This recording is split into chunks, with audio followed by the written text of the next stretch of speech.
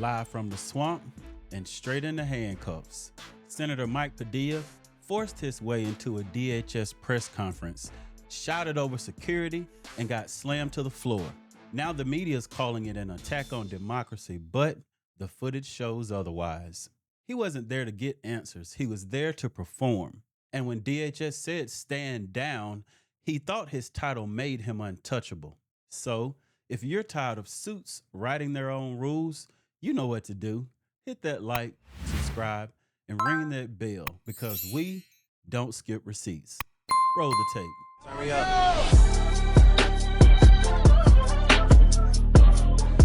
I'm Senator Alex Padilla. I have questions for the Secretary, because the fact of the matter is a half a dozen violent criminals that you're rotating on your heads off. How many of our ICE agents have been doxxed for doing their duty, how they have been targeted. This wasn't a slip. This was a senator barging into a press event, and might I add, uninvited, shouting over federal officials and pretending it was brave. He didn't even identify himself. He just started barking like he owned the mic. This is the left's new strategy: create chaos and then cry censorship. We are staying here to liberate this city from the socialist and the burdensome leadership that this governor and that this mayor have placed on this country, and what they have tried to insert into this city. So I want to say thank you to every single person that has been able to do this. Also, I want to talk specifically to the rioters and to the politicians in Los Angeles. A half a dozen violent criminals that you're rotating on your. I also want to talk about specifically how many of our ICE agents have been doxxed for doing their duty, how they have been targeted, and how their families have been put in jeopardy, and that we're not going to allow that anymore as well. That those individuals who are purposely endangering our ICE agents and our law enforcement officers and their families will be prosecuted for what they are doing as far as perpetuating violence on them. And just when Secretary Gnome was about to get specific, Padilla made sure that didn't happen. Gnome was about to connect the dots between failed leadership and violent street chaos. That's when Padilla jumped in. Once the rot gets named out loud, the whole structure cracks. He didn't stop her to ask a question. He stopped her to silence the truth. So you're a sitting senator and you couldn't control yourself enough to wait until she finished. You just had to interrupt her because you couldn't stand it. On the ground. Hands behind your back. Hands behind your back. If you don't my hands, go ahead, stand behind my back. All right. Cool. Other hand. Lay flat. Lay flat. Other hand, sir. Other hand.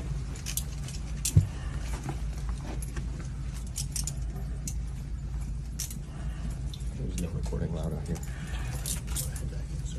I did not. And now we see what happens when privilege meets accountability. They didn't throw him on the ground. He chose that route by escalating.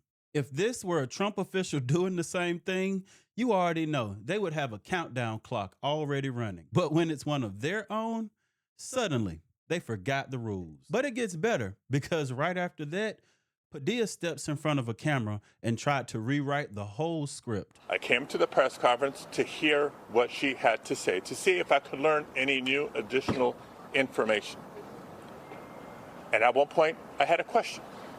And let me emphasize, just as we've emphasized the right for people to peacefully protest and to stand up for their First Amendment rights, for our fundamental rights.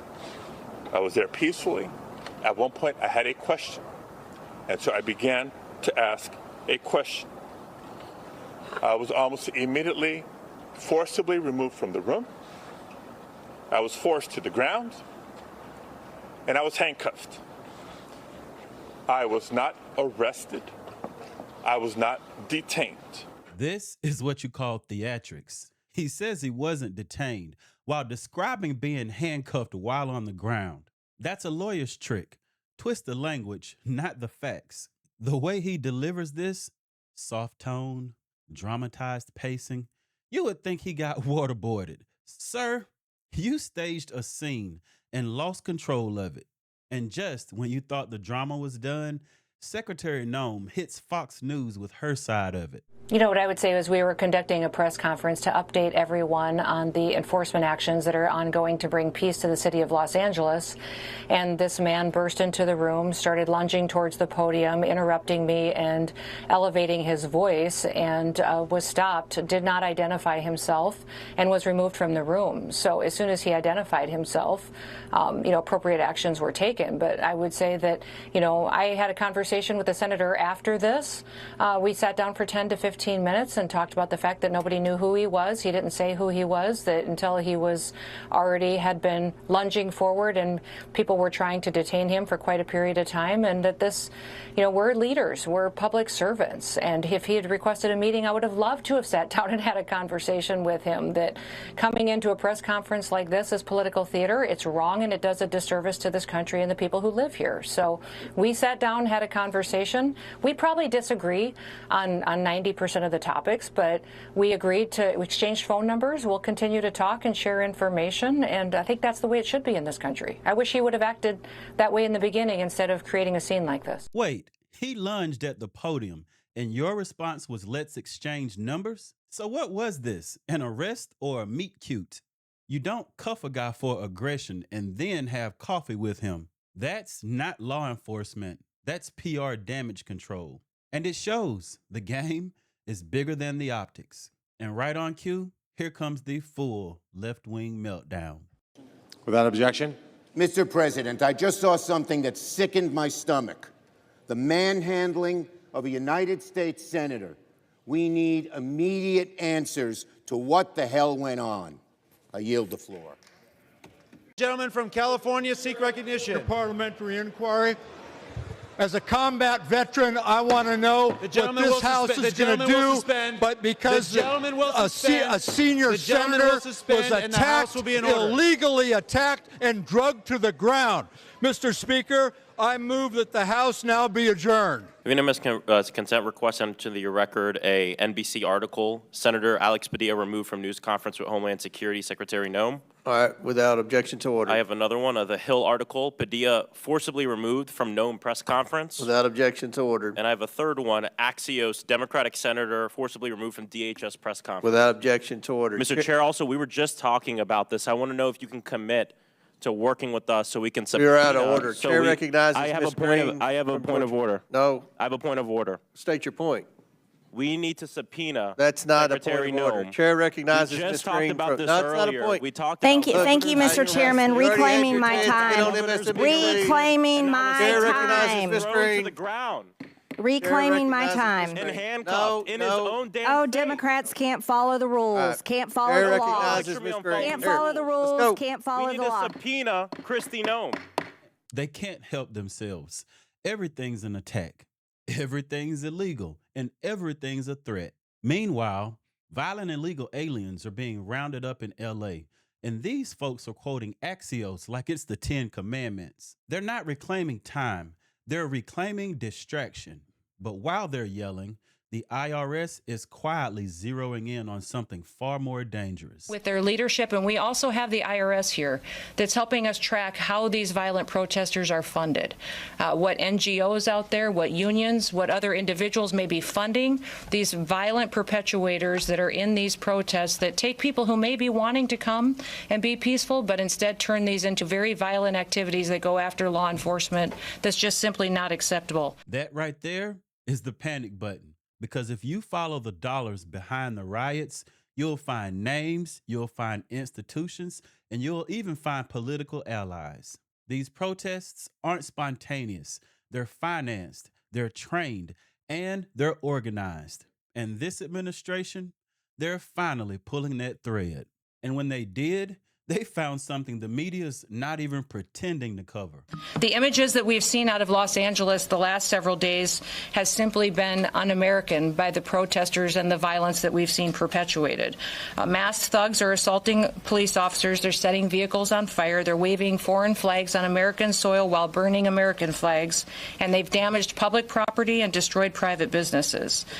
We need to make sure that we are continuing to protect the citizens that live here and want this community community to be safe. Let me give you just a few examples of those who have been rioting that many politicians like Gavin Newsom and Karen Bass are defending. There was a Vietnamese illegal alien who committed a mass shooting at a graduation party in 1994 that we've been able to take off the streets.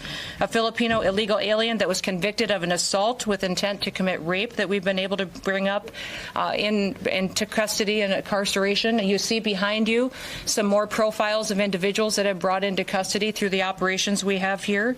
A Mexican illegal alien convicted of willfully cruelty to a child, and on and on and on. Those individuals and those criminals are now off the streets of Los Angeles because of the activities that have been conducted here in the last several days and will continue to operate for days to come. These are not dreamers. These are predators. ICE took them off the streets, and the only thing the media can talk about was Padilla's wrists. This is why trust in the media is dead, because you can hand them proof about a child abuser getting deported, and they'll still run a story about a senator being disrespected at a DHS event. This isn't oversight, it's insanity. So, before they rewrite history again, let's break down what really happened.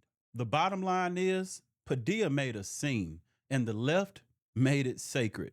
The headlines called it dissent. The footage showed a takedown. Padilla stormed the DHS conference, refused to stand down, and ended up restrained by law enforcement, face down on camera. But here's what they didn't focus on. While Democrats turned a meltdown into martyrdom, ICE was arresting violent criminals in the streets of Los Angeles, and the IRS was tracking the funding of organized street chaos. This wasn't suppression, it was accountability. So here's a few questions for you. I want to know what you think. Should a senator be allowed to override security because of their title? Why is the media's silence louder when the arrests are inconvenient? Should IRS efforts into protest financing go even deeper? Who gains the most from these public disruptions? And are Democrats protecting policy or just their image? If you're the type of person that still reads between the lines, you know what to do. Hit that like button, subscribe, and turn on that bell, and share this with someone who's tired of the charades. Thank you. God bless. Listen.